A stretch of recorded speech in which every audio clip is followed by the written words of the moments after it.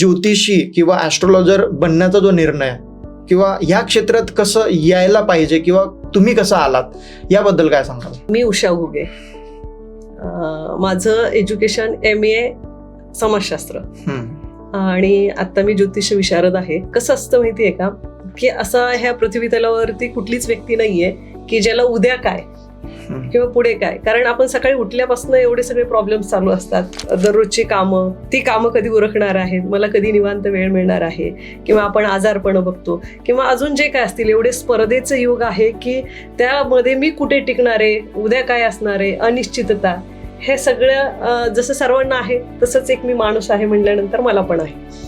आणि मग हे बघण्याचं आपल्याकडे सगळ्यात सर्वोत्तम साधन म्हणजे दररोज जो येतो न्यूजपेपर, त्याच्यामध्ये एका ओळीमध्ये भविष्य येत असतं आणि आठवड्याला रविवार सुट्टी आणि त्या दिवशी थोडंसं 2-4 ओळींमध्ये भविष्य येणार.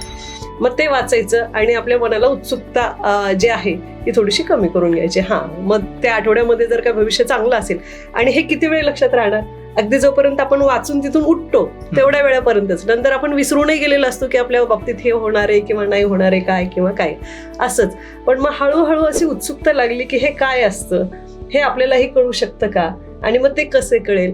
आणि मग हे जेव्हा प्रश्न निर्माण होतात मग आपणच आपली उत्तर शोधत जातो आणि त्याप्रमाणे मी पण एक पायरी चढत गेले.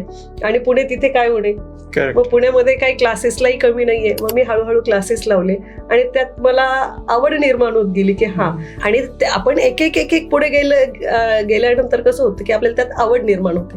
तशीच आवड मला निर्माण झाली आणि ह्या ज्योतिषशास्त्राशी माझा संबंध यायला लागला.